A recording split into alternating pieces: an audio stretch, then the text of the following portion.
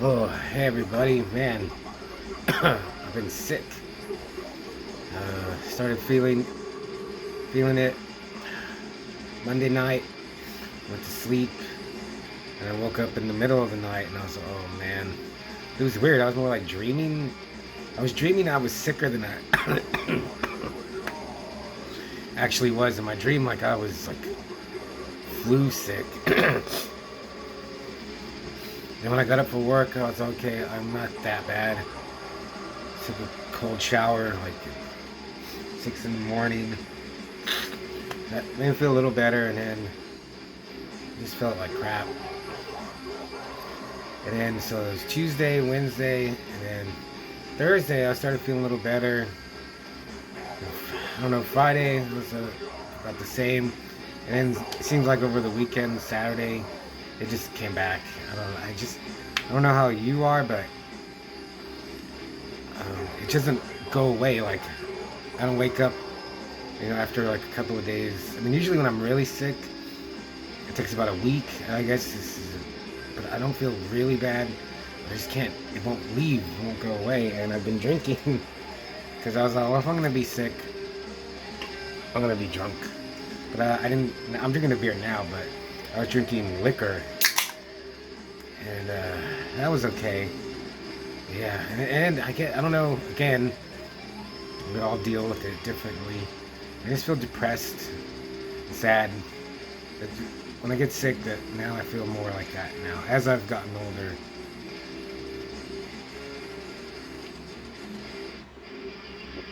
Oh, so I'm just trying to ride it out, I guess. Maybe tomorrow, if I go back to work tomorrow, I'll feel fine and dandy. It's weird being sick, and you think about, wanting to feel better, and like how, like when you're not sick, you're like full of energy and you can do stuff, and then when you're sick, you just don't want to do anything. I actually went for a walk to see how that, just wanted to get out. I guess it just made me feel tired. So I'm gonna review a book that I just finished, Hunter by James Byron Huggins. I showed you this one before. I got this because I heard Stallone wanted to make it into a Rambo movie, and just the idea, like there's a monster, it's a genetically engineered monstrosity that's escaped its lab, and it's going across the Alaska wilderness, and the government wants to stop it before it reaches civilization and just starts killing everybody.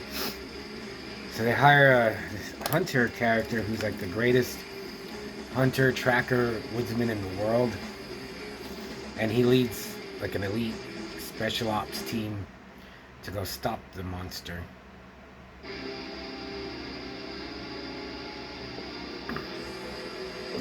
Which sounds awesome. Like, that would be an awesome Rambo movie. It'd be totally different. Instead of him going and killing brown people, which I don't mind. I love Rambo kills brown people. He'd be facing like a one-on-one threat. Like, pretty much, I know other people have talked about, like, man, Rambo should fight the Predator. Man, that would be cool. So this is basically that. And as I was reading this, I was like, man, the Predator is like the ultimate monster. He's the best because he's not mindless. He's got weapons. He has he's a whole civilization behind him. He's got ships. He's like technologically advanced, but he's a hunter. So as I was reading this, I was like, man, I wonder if this James Byron Huggins guy loves the Predator, because the monster, he makes it's like the ultimate killing machine. Like, bullets can't pierce it. There's a weapon that they use called the Barrett. It's like a 50 caliber rifle. It's the only thing that can hurt the monster, but like, it can eat up, anything short of that. But then I was wondering, well, what if you shoot it with a tank shell or a missile or like a Gatling gun? Will that kill it? Because it's really hard to kill.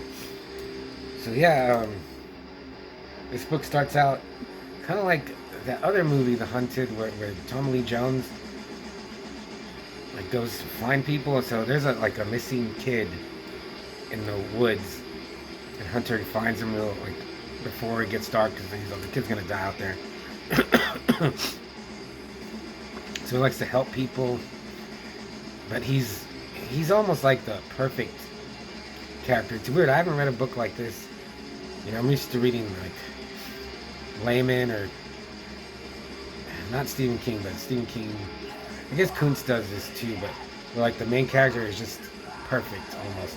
Not only is Hunter like the best hunter tracker in the world, he's also like he's brilliant. He's rich because he discovered like plants that have helped the medical industry. So he made all this money from that. He has homes all over the world, but he's just like stoic and strong and like, you know, just he just doesn't have a superhero costume.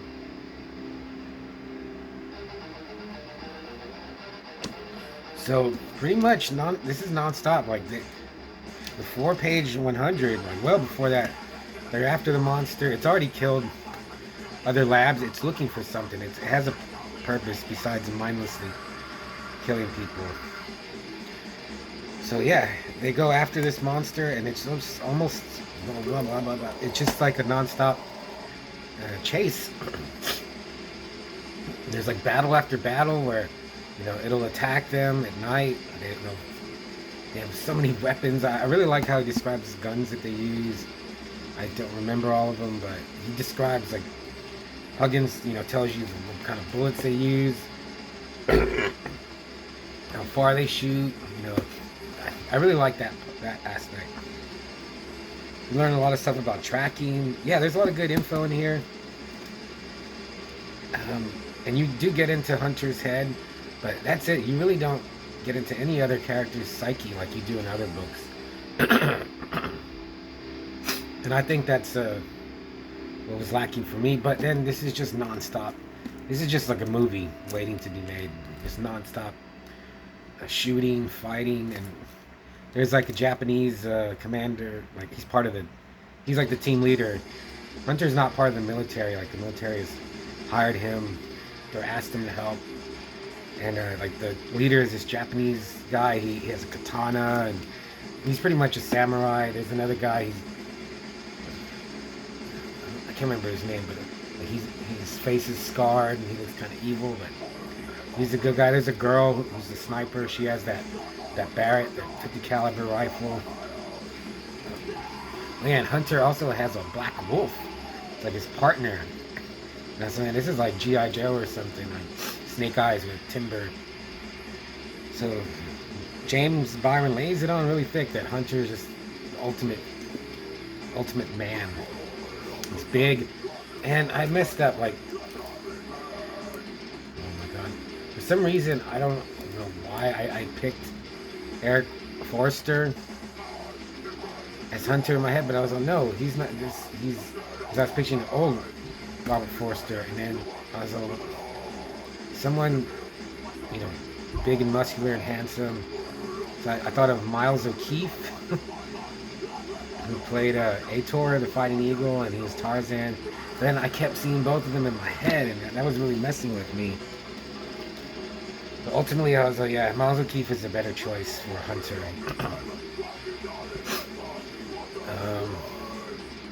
But then, getting sick, it really ruined this, because I was just trying to finish it. And it just took me, I couldn't finish.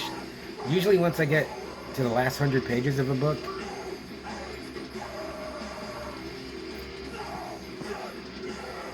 I can finish it quick, and there's just something was holding me back, and I think it was being sick. Because it's good. Oh man, I'm gonna have to stop this and blow my nose. But yeah, I just lingered on it. And again, it's just non-stop. Because they get to one, they have to get airlifted out because they're running low on ammo, they're losing team members, and the monster's not dying. So they get to another facility, and they make their last stand there. And then, I don't want to spoil it, but he never just outright describes the creature. Almost like they never say ape-like, but he says it has arms like a gorilla, but then it's tigerish. I didn't really get. I just had my own vision of what it looked like, but I mean it's big. I'm thinking maybe like 7-8 feet tall. I imagine its skin like gray, kind of not scaly, but real rough and pebbly. It's got fangs. It has hair. Its eyes burn red. It roars. It sounds like that. So I just made up my own creature in my head, and that's what made me think of the Predator. I was at the Predator's plasma cannon could probably kill this thing, or his claws or his spears, because it is, even though like bullets can't pierce it except for that 50 cal, it is susceptible to edged weapons because Hunter's able to stab it with his Bowie knife. Oof. Overall, it was a good book. I'm glad I read it. I was even thinking maybe I'd read it again someday. Because, yeah, being sick really messed it up. Horrible cover. I can't stand this cover. I guess it's a footprint, yeah. But this was published in '99, I think. Maybe they will make a movie of it one day. Or, yeah. I guess this wouldn't be such a great Predator movie. But a great monster story, just non-stop. Yeah. There's no time for, like, introspection or, like, deep writing, but Huggins is a good writer. I would like to read some of his other books. And it also is, I don't know, like a technological thriller. There is a lot of, like, computer stuff. Actually, there is some computer stuff, because it does go to this other character, Cheney, who's like a U.S. Marshal, and he finds out about this. So I was like, how is this gonna, like, is he gonna go meet up with Hunter and fight the monster? And he does. But, it's 428 pages. It's a little longer than I usually like. Here's what he looks like. But I'm glad I read it. I kind of built it up in my head. I've had it for a couple of years, and just something finally was, I need to read it. But I'd give it a 3.5. Hands of Fate. Just, yeah, again, just being sick just ruined everything. It's ruined my life. But I'm also rearranging my Not Everybody Tapes headquarters here. So I just wanted to make a quick video because I haven't made one in like a week or so. And now that's why I did that Wolverine comic, because I was reading this and I was like, Wolverine is like this guy. He's not that guy in that comic I'm reading. That guy who's writing Wolverine out has no...